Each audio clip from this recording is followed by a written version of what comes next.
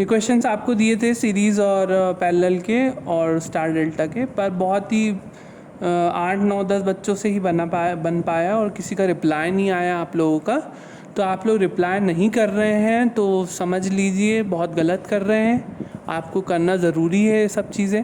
आप नहीं करते हैं तो इंटरनल असेसमेंट में आपको मार्क्स नहीं मिलने वाले हैं। तो आप पढ़िए और ये सब क्वेश्चंस आपको करना ज़रूरी है।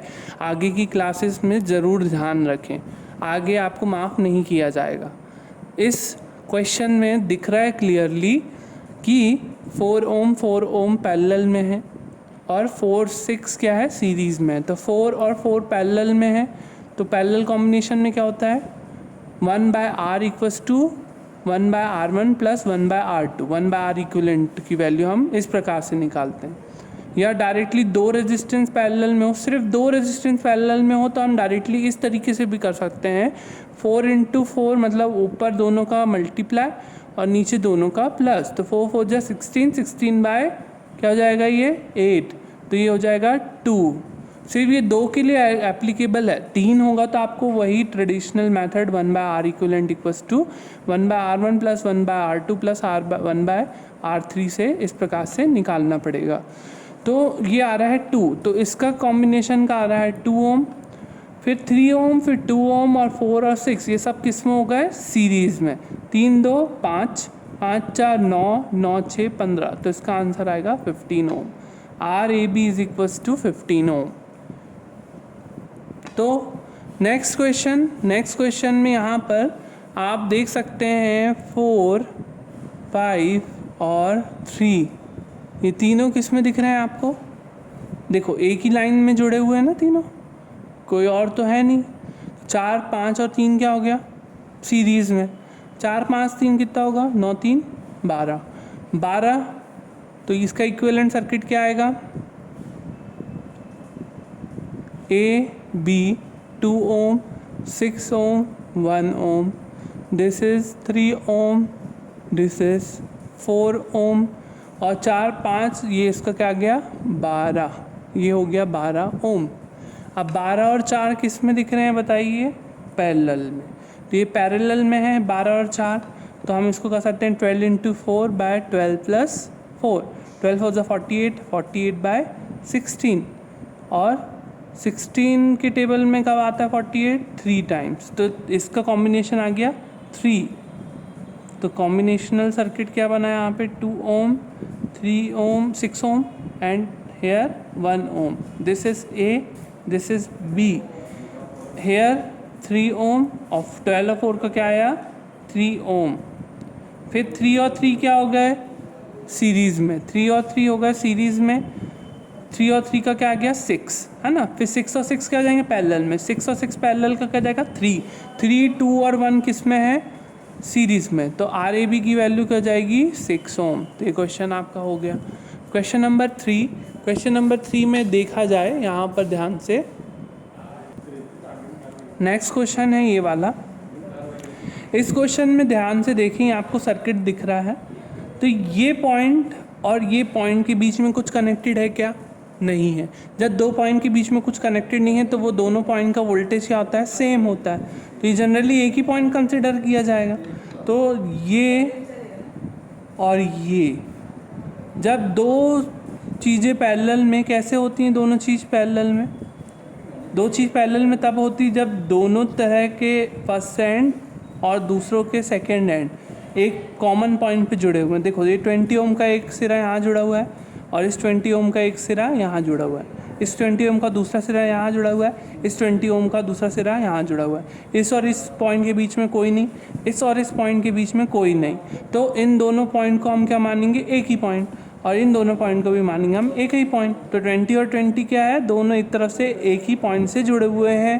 तो इस केस में दोनों क्या जाएंगे पैरेलल में। वैसे इस दोनों 20 ओम के लिए भी ये दोनों 20 ओम किस में हो जाएंगे, पैरेलल में। तो इस केस में यहाँ पर 20 को हम पैरेलल में लिख सकते हैं। तो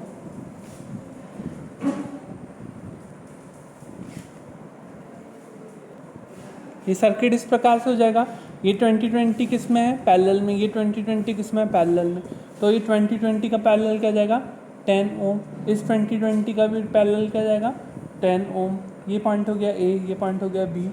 अब बच्चा ये वाला रेजिस्टेंस ये था 10 ओम और ये है 15 ओम और ये इस प्रकार से जुड़े हुए। अब इस केस के बाद क्या होगा, इसके बाद हम देख सकते हैं ये 10 ओम रेजिस्टेंस का पॉइंट एक ये है, एक ये है। इस 10 ओम का रेजिस्टेंस एक पॉइंट ये है और एक ये है। तो ये पॉइंट और ये पॉइंट, ये तीनों पॉइंट के बीच में कोई कनेक्टेड है क्या, नहीं है। तो इस कारण से ये 10 और ये 10 भी क्या होंगे पैरेलल में। तो ये दोनों पैरेलल में होंगे तो कैसा होगा 10 और 10 पैरेलल में हो जाएंगे। तो ये हो जाएगा 10 ओम और इसको हम इसके साथ 10 ओम को पैरेलल में लगा सकते हैं। This is A, this is B, है ना। और इसके बाद ये आपका 15 ओम। तो 10 और 10 का पैरेलल क्या हो जाएगा 5 हो जाएगा इस प्रकार से ए, और ये हो गया बी, और ये क्या हो जाएगा 10 और 10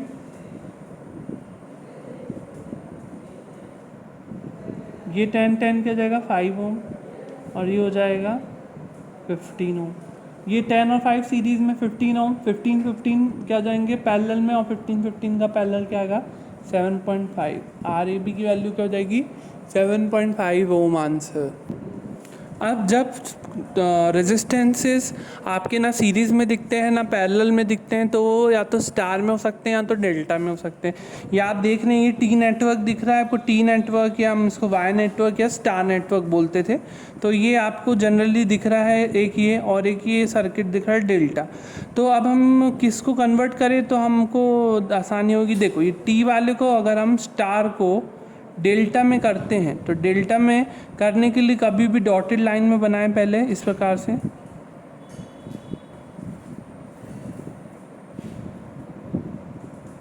ठीक है। अब इस रेजिस्टेंस की वैल्यू क्या होगी निकालना है, तो आपको जब भी स्टार से डेल्टा करना होता था तो क्या करना पड़ता था हमें, ऊपर वाले रेजिस्टेंस में क्या होता था R1 R2 plus R2 R3 plus R3 R1 sorry.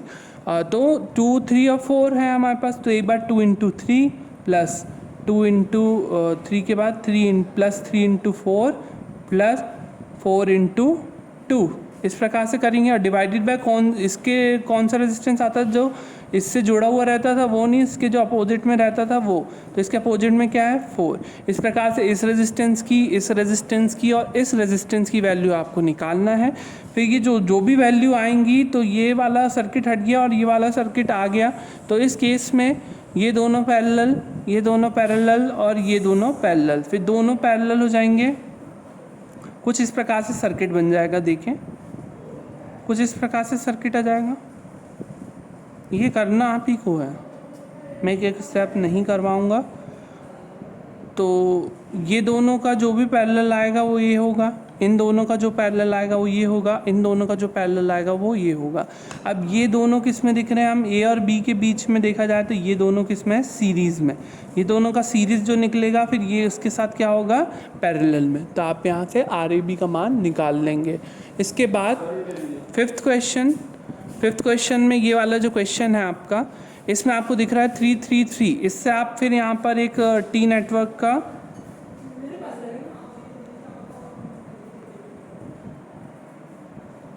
इसके बाद इस टी नेटवर्क का आप फिर से अलग डेल्टा सर्किट बना लेंगे। तो जो यहाँ पे वैल्यू आएगी ये वैल्यू कैसे निकालोगे, 3 इंटू 3 प्लस 3 इंटू 3, ये तो पूरे सेम है ना। तो स्टार क्या होगी, देखो 3 into 3 plus 3 into 3 plus 3 into 3 upon में क्या आएगा, देखो अपोजिट रेजिस्टेंस 3। तो 9 प्लस 9 कितना हो गया 27/3 इट इज़ इक्वल्स टू 9 ओम। तो आपने एक चीज़ देखी होगी यहाँ पर कि जब भी हम स्टार से डेल्टा करते हैं तो स्टार से डेल्टा करने पर जो डेल्टा में वैल्यू होती है वो 3 गुनी बढ़ जाती है। लेकिन इसमें एक कंडीशन होनी चाहिए कि जो भी स्टार के जितने भी रेजिस्टेंस है वो आपस में सेम वैल्यू के होना चाहिए। ये 3 था तो ये क्या हो जाएगा 9 पैरेलल का आ जाएगा 4.5, फिर 9 का पैरेलल यहाँ से 4.5 और ये 9 ओम आपका क्या जाएगा इस प्रकार से, है ना। तो ये 9 ओम ये ए, ये बी, और ये वाला क्या जाएगा 4.5 और ये हो जाएगा 4.5 ओम। तो अब देखो 4.5 क्या हो जाएगा बताइए 9 ओम। 9 और 9 क्या हो जाएगा पैरेलल वाला, इसकी वैल्यू क्या जाएगी 9 और 9 पैरेलल में 4.5 ओम। तो इसका आंसर होगा आर ए बी का 4.5 ओम। इस केस में 6th क्वेश्चन में फिर आपको दिख रहा है कि ये आपका ये नेटवर्क है वाई, है ना, वाई नेटवर्क है, इसको आप फिर डेल्टा नेटवर्क में कंप्लीट कर लें इस प्रकार से। और ये जो भी वैल्यू आएंगी ये दोनों पैरेलल, ये दोनों पैरेलल और ये दोनों पैरेलल, फिर ये दोनों का पैरेलल का जो आएगा और ये दोनों का पैरेलल का जो आएगा वो दोनों आपस में क्या होंगे सीरीज़, और फिर वो इन दोनों के पैरेलल वाले के रेजिस्टेंस के साथ वो क्या होगा पैरेलल में। तो यहाँ से भी आर ए बी की वैल्यू आप निकाल लेंगे। इस केस में आपको निकालना था number of branches, nodes, loops and mash in the given circuit. Number of branches मैंने आपको बताया किन्हीं भी दो नोड के बीच में अगर कोई सर्किट एलिमेंट हो तो वो ब्रांच कहलाती है नेटवर्क की या सर्किट की। तो देख रहे हैं आप इसमें नोड्स हम सबसे पहले देखें तो ये एक नोड हो गई, ये दो नोड हो गई, ये तीन नोड हो गई, ये चार, और ये कॉमन नोड है ना, ये कॉमन नोड क्या हो गई ये आपकी पांचवी नोड है ना। तो नाम दे सकते हैं A B C D E. तो इसमें है नोड्स 5। ब्रांचेस देखे जाए तो ये दो नोड के बीच में ये एलिमेंट है, ये दो नोड के बीच में ये, तो ये एक, ये दो, ये तीन, ये चार, ये पाँच, ये छः और ये 7। ब्रांचेस कितनी हो गई 7। उसके बाद लूप्स 1 2 3, फिर ये वाला 4 और ये वाला 5, और 5 के बाद ये वाला एक और 6 होगा।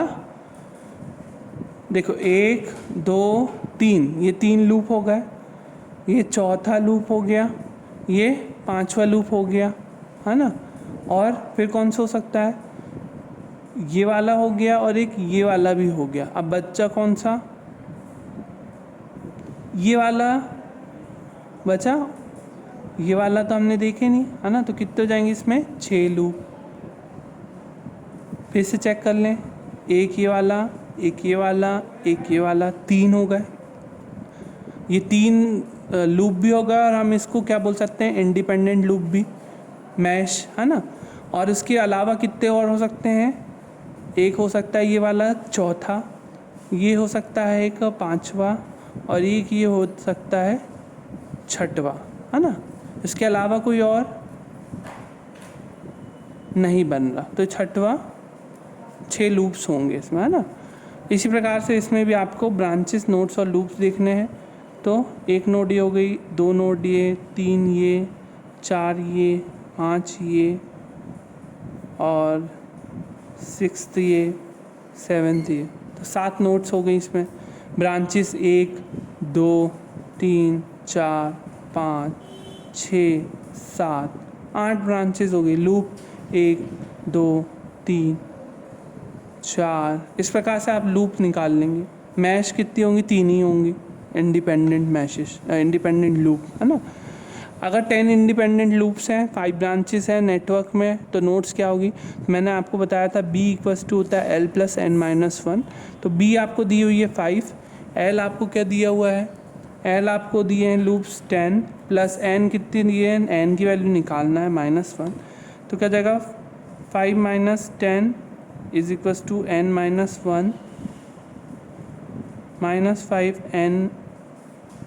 तो इसमें वैल्यू नेगेटिव हो जा रही है, n-1, n = -5 + 1, n = -4। तो जनरली नेगेटिव इसलिए आ रही क्योंकि हमने इसमें लूप्स ज़्यादा दे दिए हैं। तो इस प्रकार से हम नोड्स या ब्रांचेस इस प्रकार से या लूप्स, इंडिपेंडेंट लूप्स की वैल्यू निकाल सकते हैं।